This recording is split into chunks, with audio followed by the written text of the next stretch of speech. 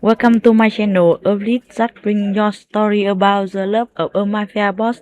Now let's listen. The glass trembled in my grip, not because my hands were shaking, though God knows they had reason to, but because the tray was too heavy, loaded with crystal tumblers filled with amber liquid that cost more than my monthly rent. The weight pulled at my shoulders, made my lower back scream in protest after 9 hours on my feet.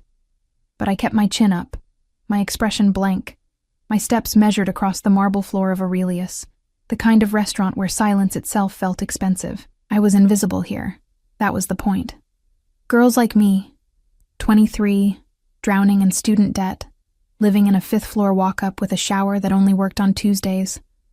We were ghosts drifting between tables of people who'd forgotten what it meant to worry about money. We refilled glasses, cleared plates, smiled without teeth, and dissolved into the wallpaper the moment we turned away. Tonight was no different, or so I thought. The private dining room at the back had been reserved for weeks. Management told us nothing except that we'd rotate in pairs, that we'd speak only when spoken to, and that we'd sure as hell better not mess this up. I'd drawn the short straw with Elena, who shot me a look of pure sympathy as we pushed through the double doors balancing trays of Macallan 25 and Glenlivet 18. The room swallowed sound. Leather, mahogany, and something darker. Cologne mixed with gun oil, maybe, or just the particular musk of men who'd never heard the word no and meant it. There were 8 of them scattered around the long table, all in variations of black suits and cold expressions, but my eyes went to him immediately, the way a compass finds north. He sat at the head of the table. I'd never believed in presence before. Not really. It seemed like something romance novels made up, that magnetic pull that defied logic. But standing there with my tray cutting into my palms, I understood. He didn't need to move or speak. The air simply bent around him, grew heavier, became aware of itself. Dark hair swept back from a face all sharp angles and brutal beauty. A jaw that could cut glass, eyes the color of slate in winter, gray with veins of something colder running through them. He wore his suit like armor, black on black on black, with a watch at his wrist that probably cost more than my entire bloodline had earned in 3 generations. And he was looking at me. Not through me, not past me, at me. Like I was something more than furniture with a pulse. My breath caught. I forced it down, dropped my gaze to the tray, and moved to set down the glasses with Elena's practiced efficiency. The men barely glanced at us as we worked. Their conversation a low rumble of Italian and English, bits about shipments and territories and names I didn't recognize and definitely didn't want to. Macallan. Neat, one of them said. A man built like a brick wall with a scar bisecting his eyebrow. He didn't look at me when he spoke, just jerked his chin toward an empty spot on the table. I moved to comply, hyper-aware that those winter-gray eyes were still tracking me. My hand stayed steady as I placed the glass down, but my pulse thundered in my ears, drowning out everything else. Then I saw it. The liquid in one of the glasses, his glass, the one at the head of the table, shifted. Not a dramatic change, nothing anyone else would notice. But I'd been doing this job for 2 years, had served enough whiskey to know what Macallan 25 looked like in crystal under low light. This wasn't quite right. The color was off by maybe half a shade, the viscosity slightly thinner, and there, caught in the amber. Was that sediment? My stomach dropped. I'd set down 3 glasses already. His was the 4th. Elena had moved to the other side of the table. No one was paying attention to me except him. Those gray eyes held mine for a fraction of a second, and I saw something in them, a test, maybe, or a dare. He reached for the glass. Wait! The word left my mouth before I could stop it, before I could think about what I was doing or who I was interrupting, or the fact that every single man in this room had just gone absolutely still. His hand paused, hovering over the glass. One eyebrow arched in question. My throat closed. The silence pressed down like a physical weight, and I could feel Elena's panic radiating from across the room, could sense the way the other men's attention had sharpened into something dangerous. I swallowed hard, my voice coming out smaller than I wanted. "I'm sorry, sir, but I think there might be something wrong with that glass." The color isn't right. Time stopped. No one moved. No one breathed. The man with the scar reached for something under his jacket, and I realized with dawning horror that I'd just accused someone. Maybe the staff, maybe one of these men, maybe the bartender, of tampering with a drink in a room full of people who probably killed for less. But he, the man at the head of the table, he just studied me. His gaze moved from my face to the glass, then back again. Slowly, deliberately, he lifted it to the light. "Interesting," he said, and his voice was like smoke over gravel, a sound that slid under my skin and stayed there. He set the glass down untouched and leaned back in his chair, those winter eyes never leaving mine. "What's your name?" "Nora." It came out as a whisper. "Nora Chen. Nora Chen." He repeated it like he was tasting each syllable, deciding whether to keep it or spit it out. "You have good eyes." One of the other men, younger, with slicked back hair and a nervous energy, reached for the glass. "Boss, let me, Marco." The word cracked like a whip, and the younger man froze. "Call Victor." Marco pulled out a phone with shaking hands.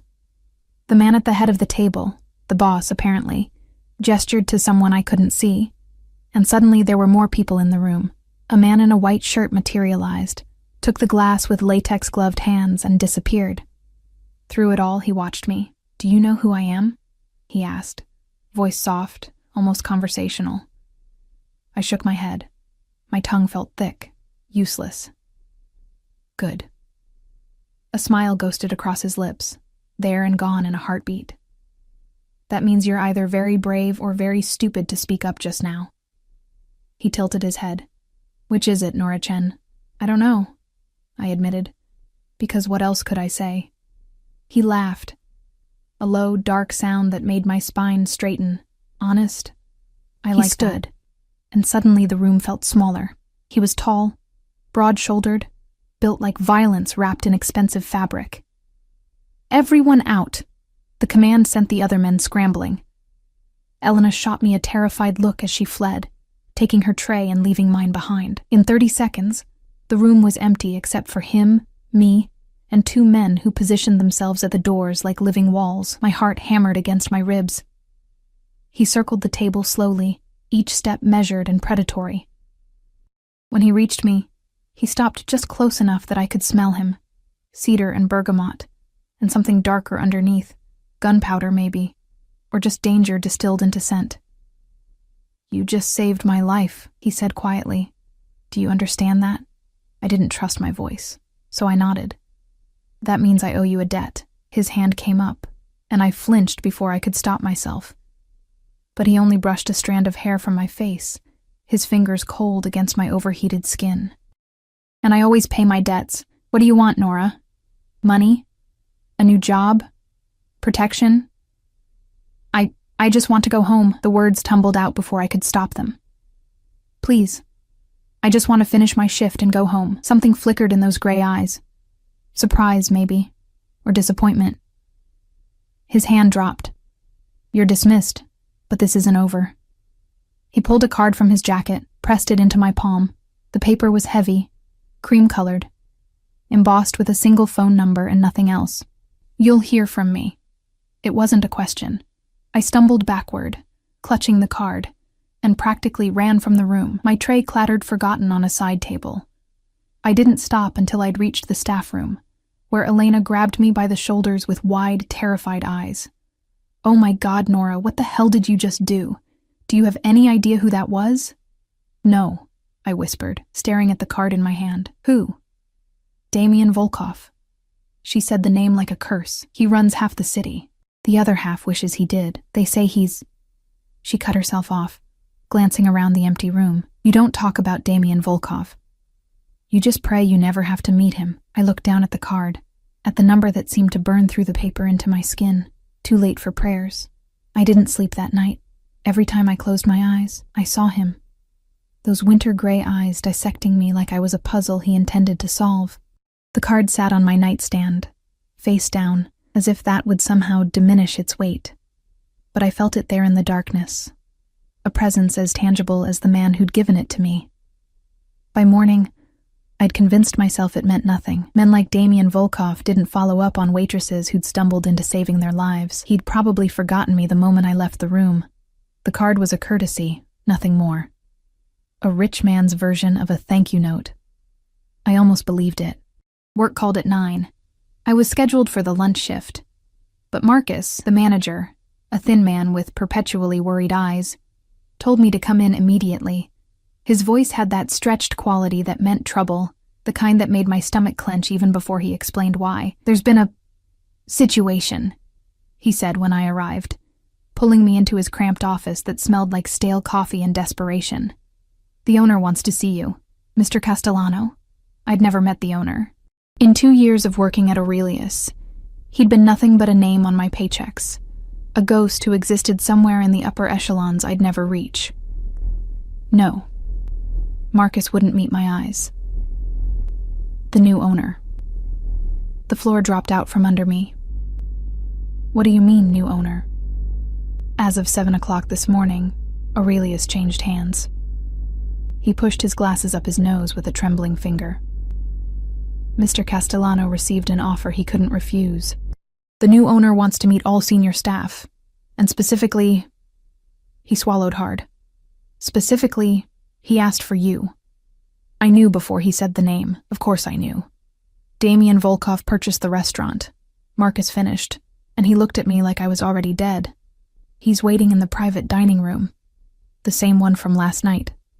Now my legs moved without permission, carrying me through the kitchen where the morning prep crew worked in unusual silence, their eyes sliding away from mine like I was contagious.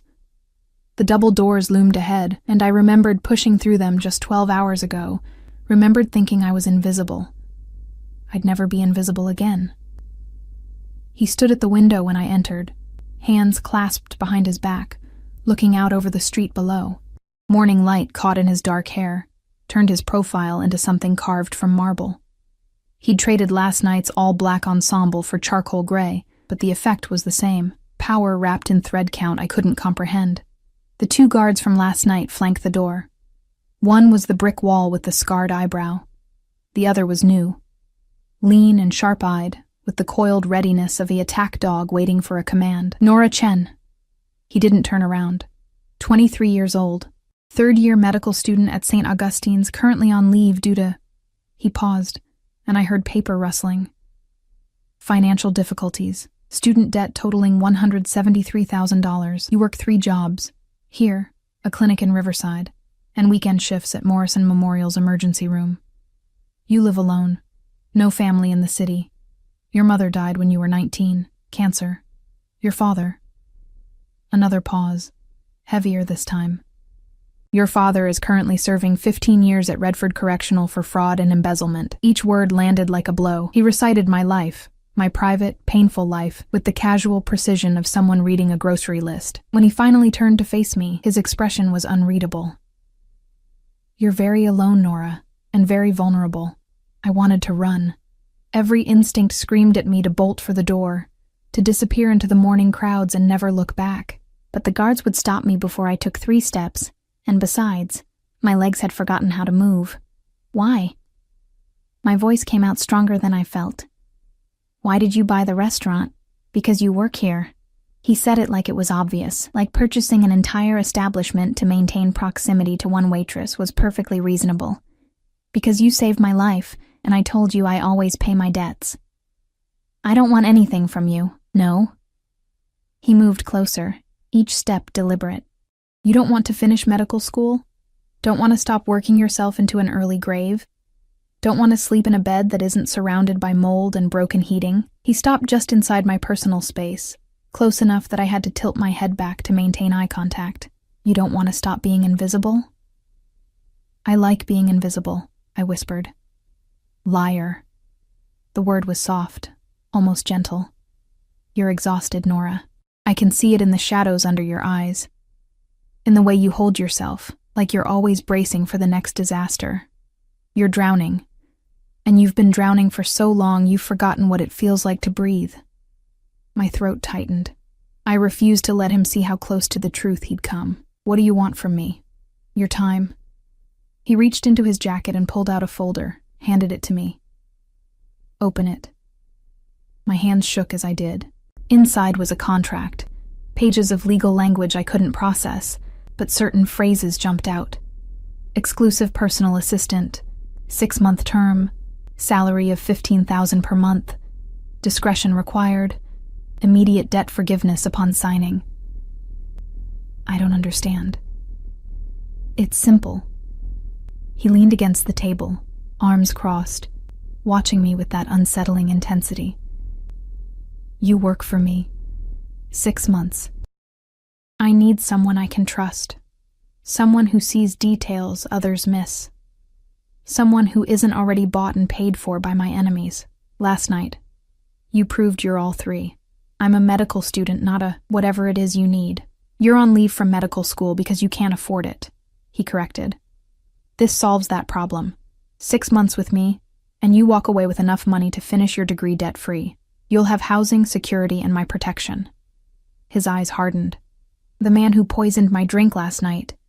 He's been dealt with. But he wasn't working alone. There are people in this city who want me dead, Nora. And they'll use anyone close to me to make it happen. If you walk out of here, if you go back to your normal life, they'll find out you saved me, and they'll come for you.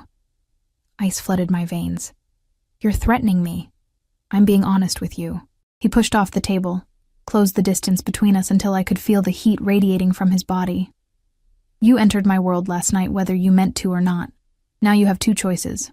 Work for me under my protection or take your chances out there alone. He gestured toward the window, toward the city that suddenly felt less like home and more like a hunting ground. Which sounds safer to you? I looked down at the contract, at the numbers that represented more money than I'd seen in my entire life.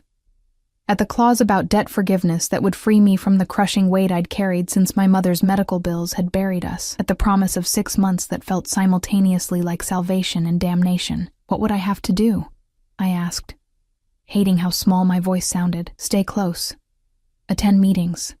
Use those sharp eyes of yours to watch for anything, anyone, out of place. Learn my world so you can help me navigate it safely. He tilted his head. And occasionally, serve drinks at private dinners where I need someone I trust handling what I consume. I'm not qualified for this. You're more qualified than anyone else I could hire. His hand came up, and this time I didn't flinch when his fingers brushed my jaw, tilting my face toward the light. You noticed what a room full of trained killers missed. That's not luck, Nora. That's instinct. That's survival. And I value survival above almost everything else. Almost. The word hung between us, pregnant with implications I wasn't ready to examine. I need time to think. You have until noon. He dropped his hand, stepped back. Marco will drive you home. Pack what you need. If you sign, you move into secure housing today. If you don't. He shrugged. But there was nothing casual about it. Try to disappear.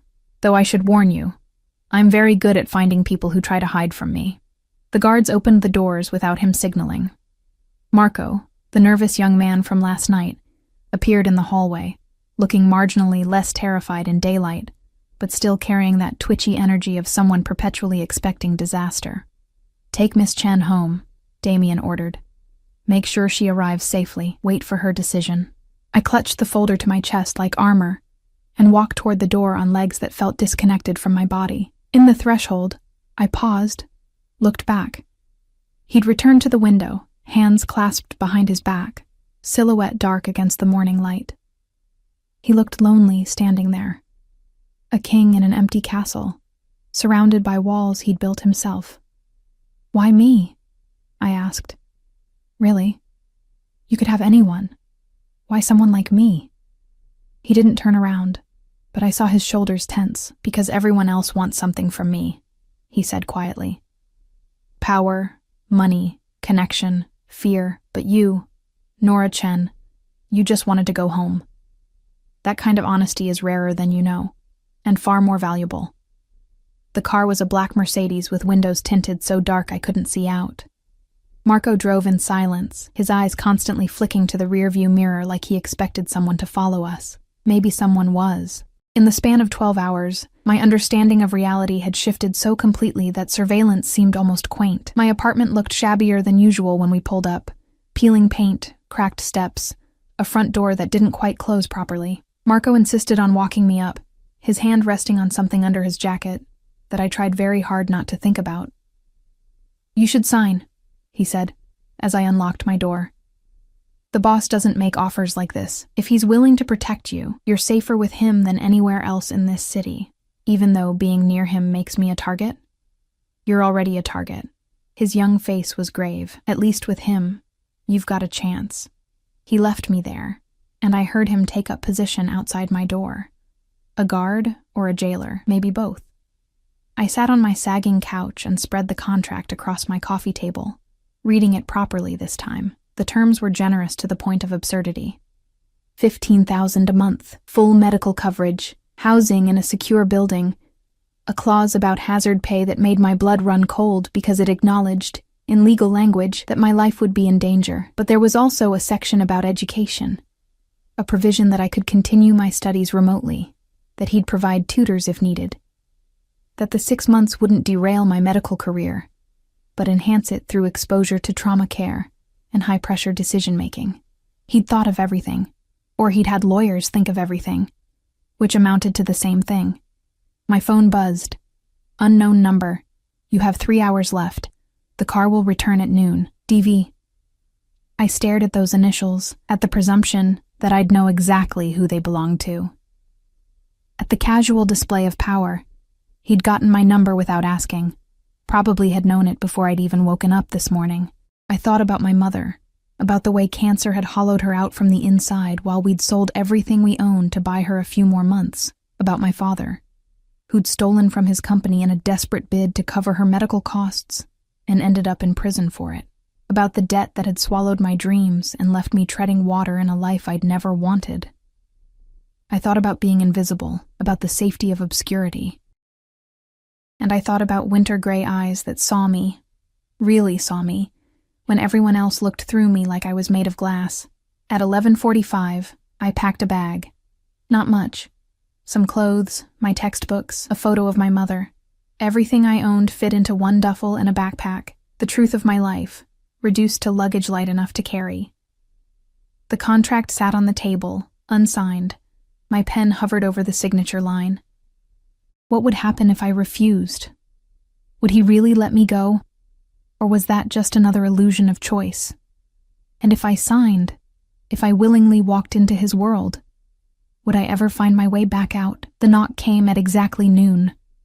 Marco stood in the hallway, his expression carefully neutral. "Miss Chen, have you made your decision?" I looked at the pen in my hand, at the contract that promised safety wrapped in danger, at the door that led back to a life of exhaustion and slow drowning. Then I signed my name, Nora Chen, in handwriting that didn't shake even though my hands wanted to, and handed him the folder. "Take me to him," I said. Marco smiled, and it wasn't entirely reassuring. "He'll be pleased," he said. The boss doesn't like waiting. Neither did I thought, as I shouldered my bag and followed him down the stairs. But something told me I'd be doing a lot of waiting in the months ahead, waiting to see if this was salvation, or the biggest mistake of my life. Waiting to understand what Damien Volkov really wanted from me. Waiting for the moment when his protection became a cage I couldn't escape. The Mercedes was waiting at the curb, engine purring like a predator. Through the tinted window I thought I saw a shadow move. Him, maybe, or just my imagination painting threats in empty spaces. I climbed inside. The door closed with a heavy, final sound. And just like that, Nora Chen, the invisible waitress, ceased to exist.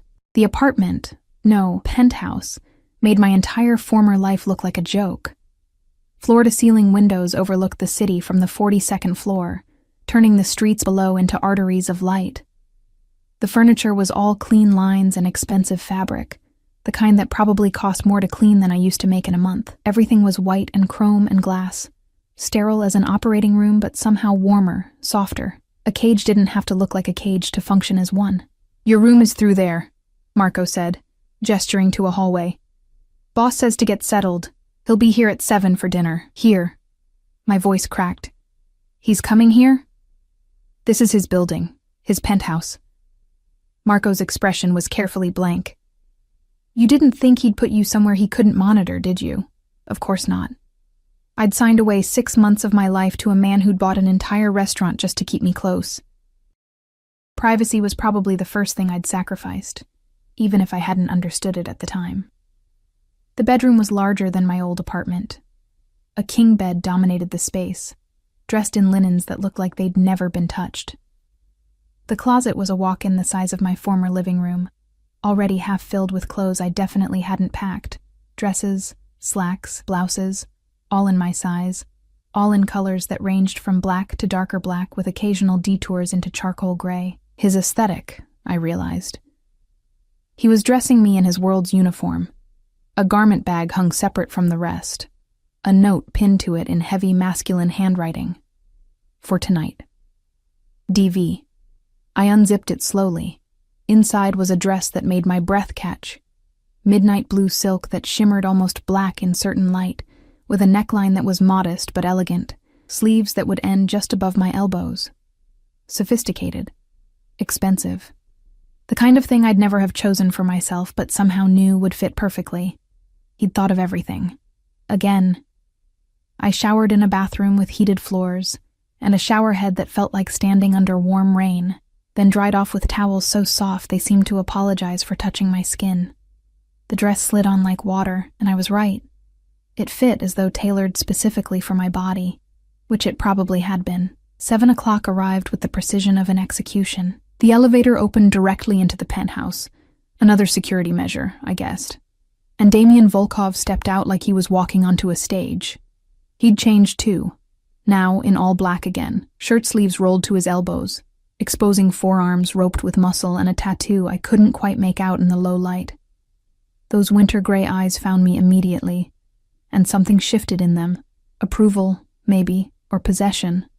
Beautiful, he said, his voice that same smoke over gravel that made my spine straighten involuntarily. You wear it well. You bought me a wardrobe. I tried to keep the accusation out of my tone and failed. I bought you a uniform. He moved past me toward the dining area, where I noticed for the first time that the table was set for 2.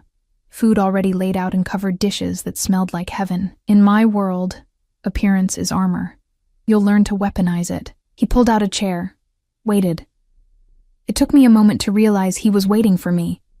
I sat, and he pushed the chair in with a gentleness that seemed at odds with everything else about him. When he took his own seat across from me, he moved with that same predatory grace I'd noticed at the restaurant. Every gesture controlled, nothing wasted.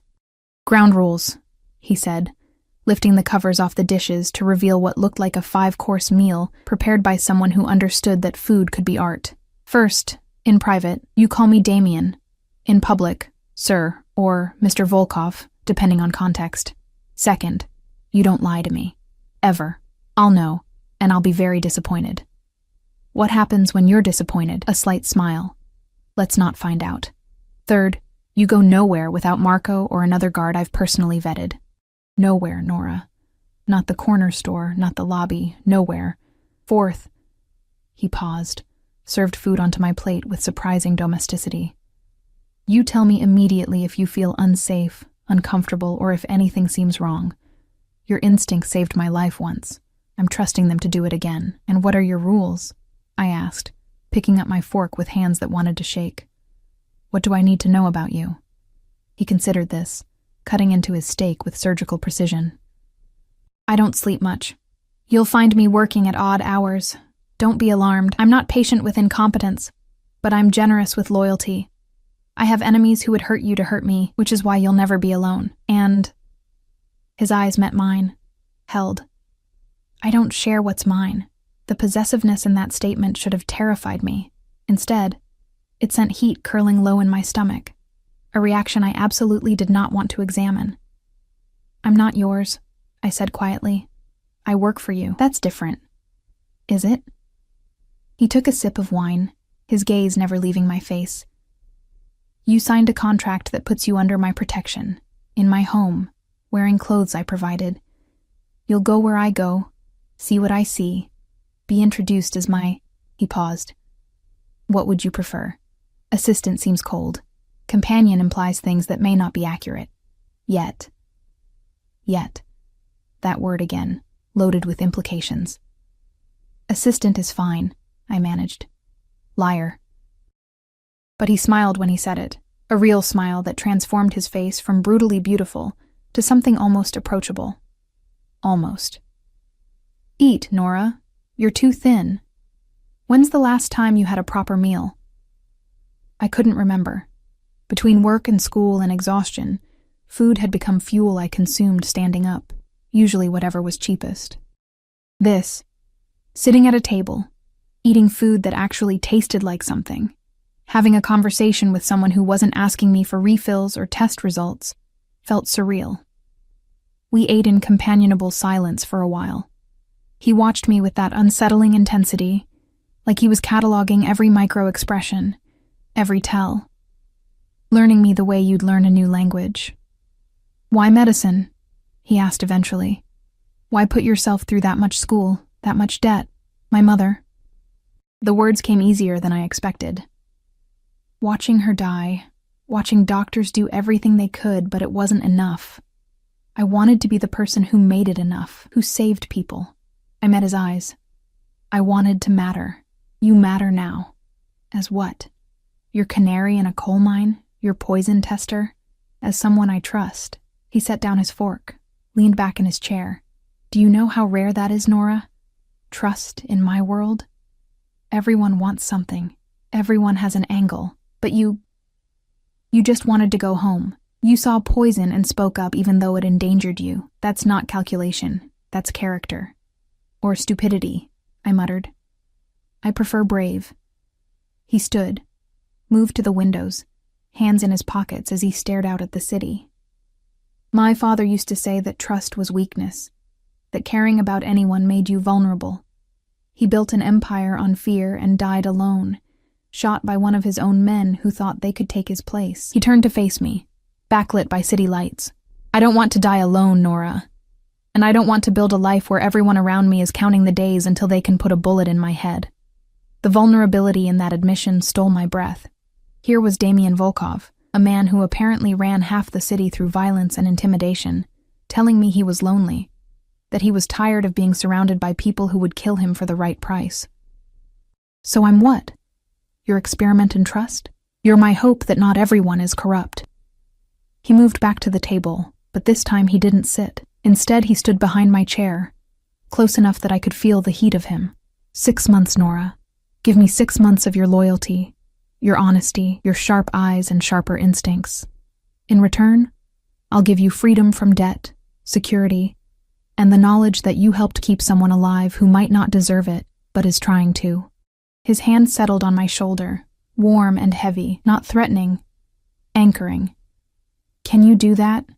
I thought about the contract sitting in Marco's possession, about the money that would change my life, about the protection that might be the only thing keeping me alive now that I'd stumbled into his world, about winter gray eyes that looked at me like I was something precious and dangerous all at once. Yes, I whispered. His hand squeezed once, gently, then released. Good. Now finish your dinner. Tomorrow, you start learning how to survive in my world. That night, I lay in a bed too comfortable to trust, staring at ceiling too far away to comprehend, and wondered what the hell I'd gotten myself into. Through the walls, I could hear him moving, pacing, maybe, or working at the desk Marco said he kept in his office. The man who didn't sleep, who wore power like a second skin, who'd looked at me over dinner like I was both salvation and destruction. I should have been terrified. Instead, I felt something worse. Curious. What made a man like Damian Volkov? What turned someone into the kind of person who could order deaths with a phone call, but serve dinner with careful courtesy? Who built walls around himself so high that simple honesty became currency? My phone buzzed on the nightstand. A text from an unknown number that I somehow knew was him. Sleep well, Nora. Tomorrow everything changes. I typed back before I could overthink it. It already has. 3 dots appeared, disappeared, appeared again. Finally, good. I set the phone down and closed my eyes, letting exhaustion pull me under. My last thought before sleep claimed me was that cages didn't always have bars. Sometimes they had silk sheets and city views, and men with winter eyes who looked at you like you were the answer to a question they'd been asking for years. And sometimes, God help me, you walked into them willingly. The next 3 weeks blurred into a rhythm I never could have anticipated. Damien was true to his word. He taught me his world with the methodical precision of a surgeon. Every morning began the same way. Breakfast together at 7, where he'd quiz me on faces from photographs, names of people in his organization, the hierarchy that kept his empire running. Afternoons were spent shadowing him to meetings in buildings with no signs, restaurants with back rooms, offices that smelled like cigars and old money. I learned to read a room the way he did, cataloging exits, identifying weapons, noting who deferred to whom and why. I learned that silence was often more valuable than speech, that observation was my greatest asset, and that in his world, trust was earned in millimeters and lost in miles. But I also learned him. The way he took his coffee, black, no sugar, hot enough to burn, how he rubbed his left temple when stressed, always with 2 fingers, always in small circles, that he spoke fluent Italian and Russian, some Mandarin, and could curse creatively in at least 6 languages, that he read actual books with paper pages late into the night when he couldn't sleep, usually philosophy or military history, that he had a scar along his ribs from a knife fight when he was 17, and another on his shoulder from a bullet that had come too close 2 years ago, that he looked at me like I was simultaneously the most frustrating and fascinating thing he'd encountered in years. "You're thinking too much," he said one afternoon, as we sat in the back of the Mercedes, returning from a meeting with a shipping magnate who'd been very careful not to ask what, exactly, was being shipped. "I can hear it from here. I'm trying to understand." I shifted in my seat, hyper-aware of how close we were sitting, how the car's movements occasionally pressed his shoulder against mine. "The man we just met, Giovanni, he's terrified of you. But he also respects you. How do you balance that? Fear and respect aren't opposites." Damien's fingers drummed against his knee, a rare tell of restlessness. Fear keeps people honest. Respect keeps them loyal. Giovanni knows I could destroy him, but he also knows I won't unless he gives me reason. That's the balance. It sounds exhausting. It is. He turned to look at me, and in the car's dim interior, his eyes were more smoke than slate. "That's why I need you. You see things differently. You don't come from this world, so you're not blind to its absurdities. Like the fact that we just spent 2 hours discussing merchandise without anyone saying what the merchandise actually is." His lips quirked. Exactly like that. The car pulled up to the building, and Marco was there immediately to open the door. Over the weeks, I'd learned the names of Damien's inner circle. Marco, the nervous but fiercely loyal nephew who was being groomed for something bigger. Victor, the scarred wall of muscle who served as head of security and had a surprising fondness for classical music. Alexei, the cold-eyed Russian who handled problems and never smiled. And Teresa, the elegant woman in her 50s who managed Damien's legitimate businesses and treated me with careful courtesy that felt like a test I hadn't yet passed. "Boss," Victor called from the lobby entrance, his voice tight. "We have a situation." Damien's entire demeanor changed. Spine straightening, jaw hardening, eyes going flat and dangerous. "What kind of situation?" "Santoro's people. They grabbed one of our shipments at the port. 3 men dead. The temperature seemed to drop 10 degrees. Damien's hand found my elbow, his grip firm, but not painful. "Marco, take Nora upstairs. Now, I can help." I started, but the look he shot me killed the words in my throat. "Upstairs. This doesn't concern you." It was the first time he'd dismissed me like that. Like I was something to be protected rather than trusted. The sting of it surprised me with its intensity. Marco guided me to the elevator, his expression apologetic. "He's just worried about you," he said quietly as the doors closed. "When things get violent, he doesn't want you anywhere near it. I signed up for this. I knew what his world involved." Knowing and seeing are different things. The elevator climbed, and Marco's reflection in the polished doors looked older than his years. "The boss, he's trying to keep you separate from the worst of it. He thinks maybe you can stay clean. As if I wasn't already drowning in moral ambiguity, living in luxury paid for by violence I didn't witness but couldn't ignore. The penthouse felt like a gilded tomb when Marco left me there. I paced the living room, watching the sun set over the city, wondering what was happening in whatever room Damien had disappeared into. Were people dying right now because of the situation? Was he ordering executions with the same casual authority he used to order dinner? 3 hours passed, then 4. I tried to read, to study the medical journals I'd been neglecting, but the words swam meaninglessly. Finally, I gave up and opened a bottle of wine from the kitchen, some vintage that probably cost more than my old rent, and poured a glass with shaking hands. The elevator chimed at midnight. Damien stepped out and my breath caught. His shirt was untucked, tie gone, and there was blood on his collar. Not much, just a spray of dark spots that made my medical training kick in before my common sense could catch up. "Are you hurt?" I crossed to him immediately, reaching for his face to check for injuries. He caught my wrist, gently but firmly. "Not my blood." Those 3 words carried more weight than entire conversations. I stared at him. At this man who'd sat across from me at breakfast discussing philosophy, who'd patiently taught me to read body language, who'd made me laugh yesterday with a dry comment about Giovanni's terrible toupee, and saw the violence he'd been shielding me from written in the tired lines around his eyes. "Whose blood?" I whispered. "Does it matter?" He released my wrist, moved past me toward the bar, poured himself 3 fingers of whiskey, and downed it in 1 swallow. "The problem's handled. That's all you need to know. Don't do that." Anger flared, unexpected and hot. "Don't treat me like I'm fragile. I've seen blood before, Damien. I've held pressure on gunshot wounds in the ER, watched people die on tables while we tried everything to save them. I'm not some delicate flower who'll wilt at the reality of your world." He slammed the glass down hard enough that I flinched.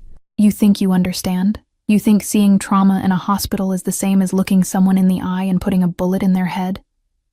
His voice was raw, stripped of its usual control. "I'm trying to keep you separate from that.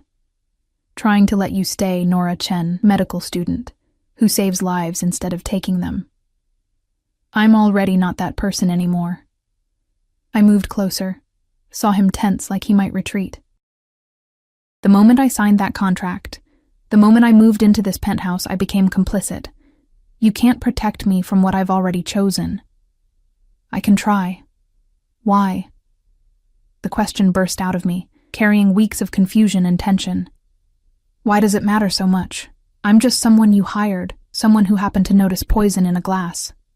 Why do you care if I stay clean?" He stared at me for a long moment, something warring behind those winter eyes. Then he closed the distance between us in 2 strides, and suddenly his hands were framing my face, thumbs brushing my cheekbones with a gentleness that made my heart stutter. "Because everyone in my life is stained," he said, voice dropping to barely above a whisper.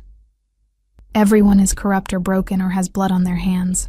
But you're still good, Nora. You still want to save people.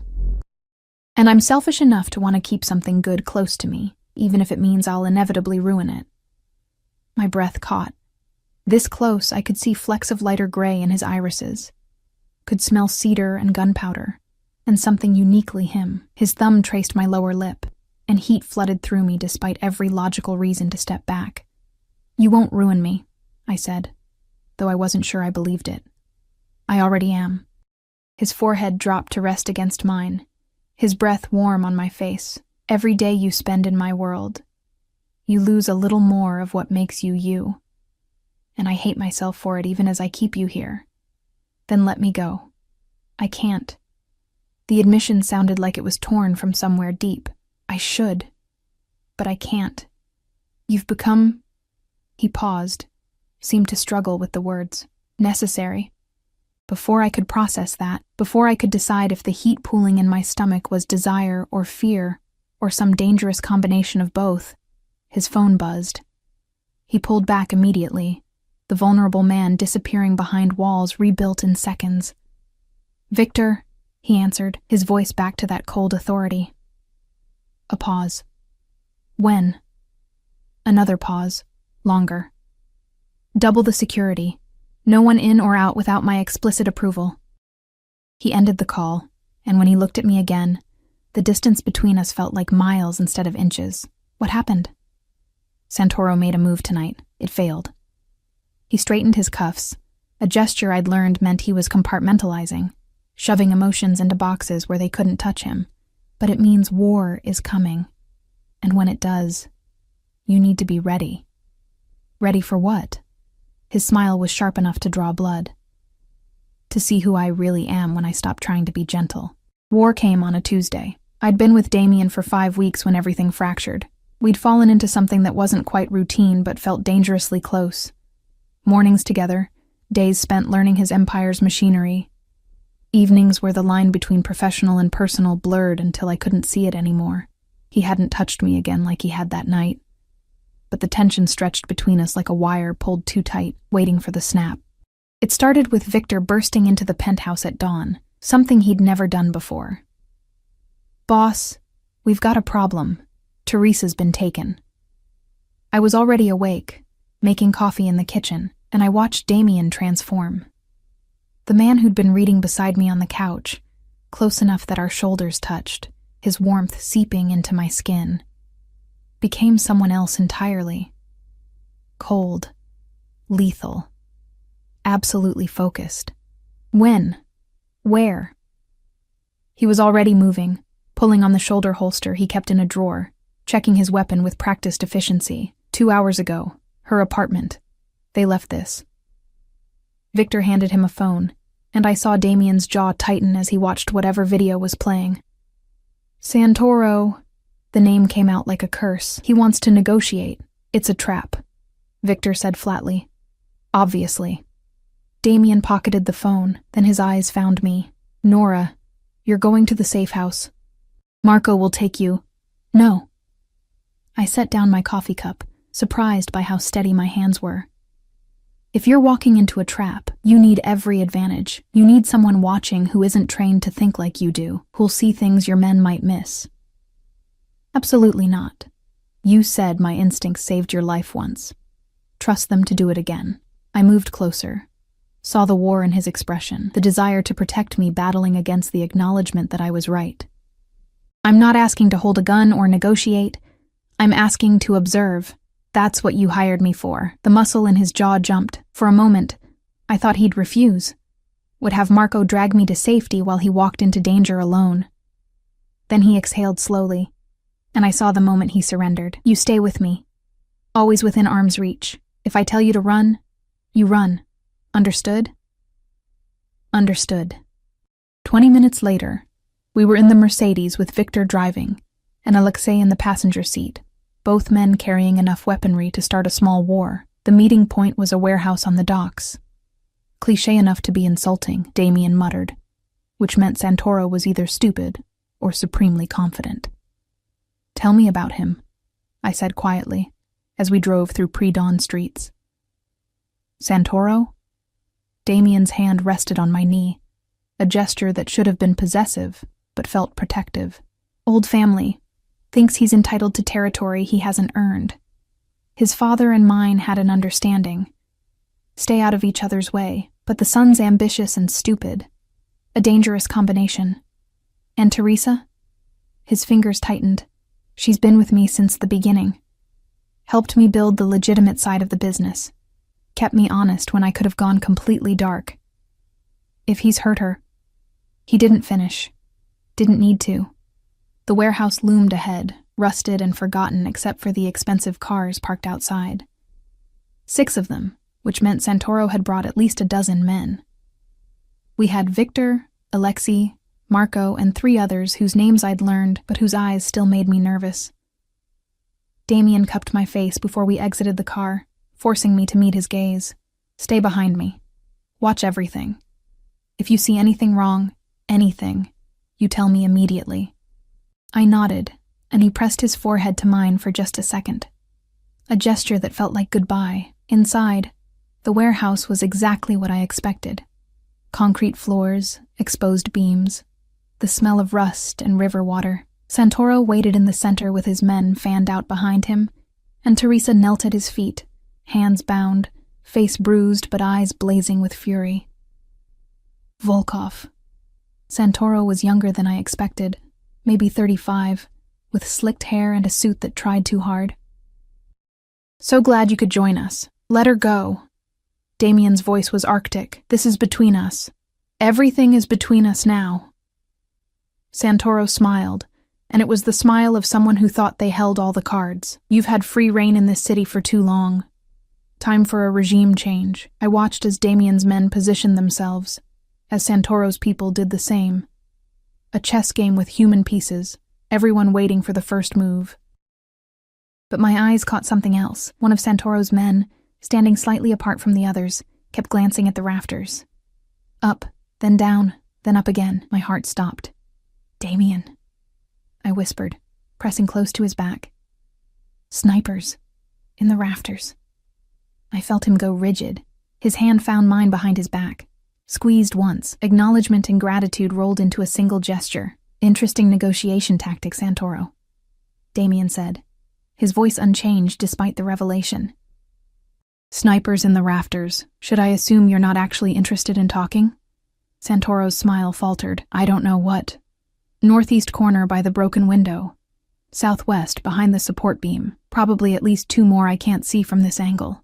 Damien took a step forward, and I felt Victor move to stay between me and the nearest threat. "So let's stop pretending this is about negotiation. You want war? Say it clearly." The warehouse held its breath. Then Teresa moved, faster than anyone anticipated, twisting against her bonds and rolling away from Santoro, and everything exploded. Gunfire erupted from above. Victor shoved me behind a steel pillar as Damien's men returned fire, the warehouse transforming into chaos and thunder. I pressed myself against the concrete, hands over my ears, medical training screaming at me to help but survival instinct keeping me frozen. Through the noise, I saw Damien moving, not running, not hiding, but advancing. Each step was calculated, his weapon raised, and I watched him drop 2 of Santoro's men with precision that should have terrified me. Maybe it did, but it also held a terrible beauty, the efficiency of violence perfected. Victor dragged Teresa to safety beside me, cutting her bonds with a knife that appeared from nowhere. She was bleeding from her temple, breathing hard, but her eyes were clear. "Stay down," she ordered me, and I noticed she'd somehow acquired a gun. "When this is over, you're going to have questions. Save them." A body fell from the rafters, one of the snipers, taken out by Alexei's methodical shooting. Then another. The tide was turning, Damien's superior training and positioning overwhelming Santoro's numbers. I saw it happen in slow motion. Santoro, seeing his plan crumbling, pulled a backup weapon. Not aimed at Damien, at me. The gun rose, his finger on the trigger, and I realized with crystal clarity that I was about to die. Then Damien was there, stepping between us, his body a shield I hadn't asked for. The shot went wide. Damien's return fire didn't. Santoro dropped, a red bloom spreading across his chest, and the warehouse went silent, except for ringing ears and harsh breathing. "Clear!" Victor called after what felt like hours, but was probably seconds. Damien turned to me, his hands immediately on my face, my shoulders, checking for injuries with barely controlled panic. "Are you hurt? Nora, look at me. Are you hurt?" "I'm fine." My voice shook. "You stepped in front of a bullet. You could have died. Better me than you."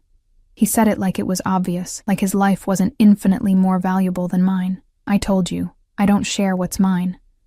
That includes letting bullets touch you." Despite everything, the bodies, the blood, the violence still echoing in my bones, I almost laughed.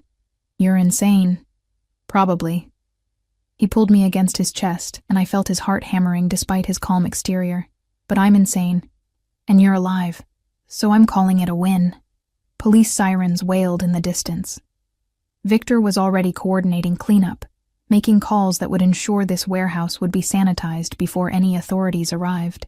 In Damien's world, even war had bureaucracy. Teresa appeared beside us, pressing a cloth to her bleeding temple. "The girl's got good eyes, boss. Saved all our asses." She looked at me with something like respect. "You're tougher than you look." "I'm really not," I said honestly. "Yeah, you are." Damien's arms tightened around me. "You didn't run. You didn't panic. You saw what needed to be seen and you told me." He pulled back enough to look at me, and his eyes were molten silver. "That's the definition of tough, Nora." The days after were a blur of debriefings and damage control. Santoro's organization crumbled without its head, absorbed into Damien's empire or scattered to other cities. Teresa recovered, earning her a week of Damien hovering like an anxious mother hen, which she endured with exasperated grace. And I tried to process what I'd witnessed, what I'd survived. But mostly I tried to understand what I'd felt when Damien had stepped in front of that bullet. Terror. Yes. But also something deeper, something I'd been avoiding for weeks. It came to a head one night, 2 weeks after the warehouse, when I found him on the balcony at 3 a.m. He stood at the railing, hands gripping the metal, shoulders tense beneath his shirt. "Can't sleep?" I asked, stepping out into the cool night air. "Never could." He didn't turn around. "You should be resting. You've been having nightmares." I had been. Replaying the warehouse, the gunfire, the moment that bullet had come for me, but that wasn't what kept me awake tonight. "Why did you do it?" The question came out smaller than I intended. "Step in front of me like that. You could have died. I told you." "No." I moved closer, until I stood beside him at the railing. "Don't give me the line about protecting what's yours. Tell me the truth." The silence stretched. Below us, the city never slept. A living thing of light and shadow that didn't care about the dramas playing out in its towers. "Because somewhere in the last 5 weeks, you stopped being my employee," he said finally, his voice rough. "You became the first thing I think about when I wake up and the last thing I see before I close my eyes. You became the reason I come home instead of sleeping at the office, the reason I try to be better than what my father made me." He turned to face me, and his expression was raw, vulnerable in a way I'd never seen. "Because I'm halfway in love with you, Nora Chen, and I don't know what to do about it." My breath caught. "Damien, I know it's impossible. I know I'm not what you need, that my world is toxic and violent, and will probably destroy everything good about you. I know I should let you finish the contract and walk away with your money and your freedom and never look back." His hand came up, cupped my cheek with devastating gentleness. "But I'm selfish, and I'm dangerous, and I want you anyway. I should have been smart, should have remembered all the reasons this was a terrible idea. The violence, the danger, the impossibility of building anything real in a world built on blood and fear. Should have protected my heart the way he tried to protect my life. Instead, I kissed him. It was desperate and messy and everything I'd been denying for weeks. His arms came around me like I was the only thing keeping him upright, and he kissed me back with the intensity of a man who'd been holding back too long. I tasted whiskey and want, felt the slight tremor in his hands as they tangled in my hair, and understood that I'd been lying to myself about what I felt. "This is crazy," I gasped when we broke apart, completely.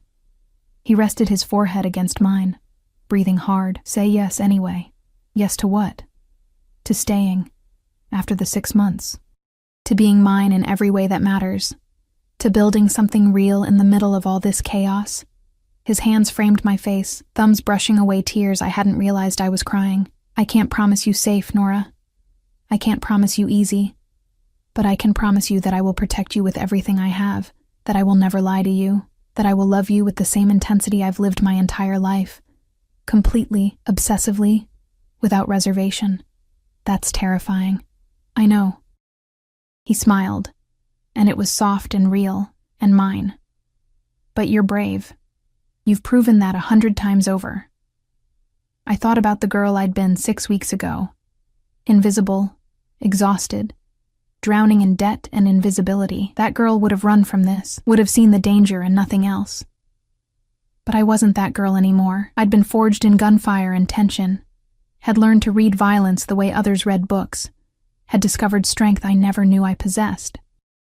And I'd fallen for a man who was equal parts threat and salvation, whose darkness should have repelled me but somehow made me feel more alive than I'd ever been. "Yes," I whispered. "To all of it. To staying. To you." His kiss was softer this time, a promise instead of a plea. When he pulled back, his eyes held the kind of warmth I'd never thought I'd see there. Hope, maybe, or joy. "I don't deserve you," he said. "Probably not." I smiled against his mouth. "But you're stuck with me anyway. 6 months became a year, became forever. I finished medical school remotely, graduated with honors, and opened a clinic in one of the neighborhoods Damien controlled, providing healthcare to people who couldn't afford it otherwise. It became my way of balancing the scales, of staying Nora Chen even while becoming Nora Volkov, because yes, eventually, I married him. In a small ceremony with only his inner circle present, Teresa beaming like a proud mother, Victor crying actual tears he denied later, and Marco serving as best man while trying not to look terrified. Damien wore all black naturally, and I wore midnight blue, the color of the first dress he'd bought me, the one that started everything. The violence didn't stop. His world remained dangerous, remained morally complicated, remained impossible to explain to the few old friends I had left. But we built something real anyway. A partnership where my healing balanced his hurt, where my light illuminated his shadows without extinguishing them. He never stopped protecting me with that fierce possessiveness that should have felt like a cage, but somehow felt like wings. And I never stopped seeing the details others missed. Kept him safe the way he kept me whole. Some nights, when sleep eluded us both, we'd stand on that balcony where everything changed, and he'd hold me like I was something precious. Like I was the thing that made his empire mean something beyond power and territory. "Do you regret it?" he asked me once, a year into our marriage. Saying yes to all of this, I thought about the warehouse, the gunfire, the moment he'd stepped between me and death without hesitation. Thought about every complicated, dangerous, beautiful moment that came after. "Not even for a second," I said, and meant it, because some prisons you walk into willingly. Some cages have doors that open from the inside. And sometimes the most dangerous thing you can do is trust that love. Messy, complicated, absolutely imperfect love is worth the risk. He kissed my temple, and I felt him smile against my skin. "Neither do I, Nora Chen," he whispered. "Neither do I." And in a city that never slept, in a penthouse that had transformed from gilded cage to home, we stood together, the Mafia boss and the waitress who'd saved his life, who'd somehow saved each other, and watched the dawn break over our impossible, perfect, dangerous life.